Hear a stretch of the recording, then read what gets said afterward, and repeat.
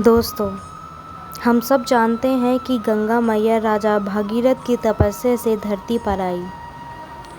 लेकिन क्या आप जानते हैं कि गंगा जी का जन्म भगीरथ की तपस्या से बहुत पहले ही हो चुका था?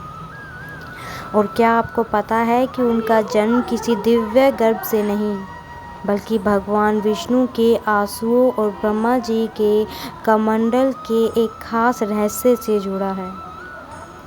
आज के इस वीडियो में हम पुराणों की वो अनसुनी कहानियाँ जानेंगे जो आपने पहले कभी नहीं सुनी होंगी। वीडियो को अंत तक ज़रूर देखिएगा, क्योंकि महादेव की जटाओं में समाने से पहले गंगा के साथ क्या हुआ था, यह बेहद चौंकाने वाला है।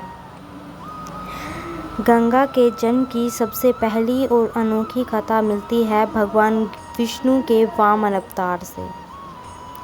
जब भगवान विष्णु ने 3 पग में पूरी सृष्टि को नाप लिया था तथा उनके बाएं पैर का अंगूठा ब्रह्मांड के अंत तक पहुंच गया, उस पर समय ब्रह्मांड के आवरण पर एक छोटा सा छेद हो गया। उसी क्षण उस छेद से ब्रह्मांड के बाहर फैले कारण ब्रह्मांड का पवित्र जल भीतर आने लगा। इस दिव्य जल को ब्रह्मा जी ने तुरंत अपने कमंडल में सुरक्षित कर लिया। यही जल आगे चलकर साक्षात देवी गंगा बना, यानी गंगा मैया का पहला रूप भगवान विष्णु के चरणों का धोवन है। इसलिए इन्हें विष्णुपदी भी कहा जाता है।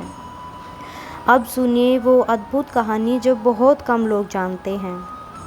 देवी भागवत पुराण के अनुसार एक बार देव ऋषि नारद भगवान शिव और माता पार्वती गोलोक पहुँचे। वहाँ भगवान कृष्ण ने संगीत की एक ऐसी अलौकिक सभा रखी जिसमें स्वयं शिवजी ने भी गायन किया। शिवजी का संगीत इतना मंत्रमुग्ध करने वाला और गहरा था कि उसे सुनकर वहाँ साक्षात पिघलने वाली ऊर्जा पैदा हुई। इस संगीत के प्रभाव से भगवान विष्णु का विग्रह यानी शरीर धीरे धीरे द्रवीभूत यानी जल के रूप में बहने लगा। विष्णु जी के इसी द्रवीभूत रूप को ब्रह्मा जी ने अपने कमंडल में एकत्र किया, जो बाद में गंगा कहलाई। सोचिए, गंगा साक्षात भगवान विष्णु का जलीय स्वरूप है। धरती पर आने से पहले गंगा मैया स्वर्ग में एक बहुत ही चंचल और सुंदर देवी के रूप में रहती थी। एक बार ब्रह्मा जी की सभा में इक्ष्वाकु वंश के राजा महाभीष भी मौजूद थे। अचानक तेज हवा चली और गंगा जी के वस्त्र थोड़े से खिसक गए।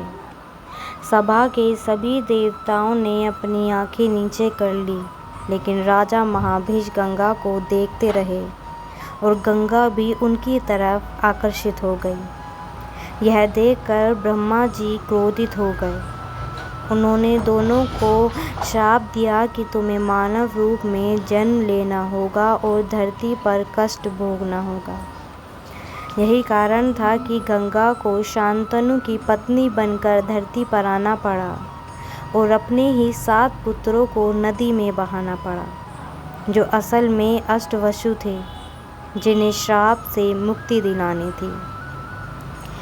जब राजा सागर के 60,000 पुत्रों के उद्धार के लिए भगीरथ ने ब्रह्मा जी की तपस्या की, तब ब्रह्मा जी ने कहा कि गंगा का वेग इतना तेज है कि पृथ्वी इसे सह नहीं पाएगी। इसके लिए भगीरथ ने महादेव को मनाया। जब गंगा घमंड में आकर स्वर्ग से सीधे धरती की ओर बढ़ी, तो शिव जी ने उनके अहंकार को तोड़ने के लिए उन्हें अपनी जटाओं में कैद कर लिया। गंगा कई वर्षों तक शिव की जटाओं में भटकती रही। फिर भगीरथ की प्रार्थना पर शिव जी ने अपनी एक जटा खोली, जहाँ से गंगा 7 धाराओं में निकली। तो दोस्तों, गंगा सिर्फ एक नदी नहीं, वो भगवान विष्णु का पैर, शिव का संगीत और ब्रह्मा का संकल्प है। अगली बार जब आप गंगा जल को छुएं, तो इस दिव्य इतिहास को ज़रूर याद रखिएगा। आपको गंगा मैया के जन्म की कौन सी कहानी सबसे अनोखी लगी? कमेंट में हर हर गंगे लिखकर ज़रूर बताएं।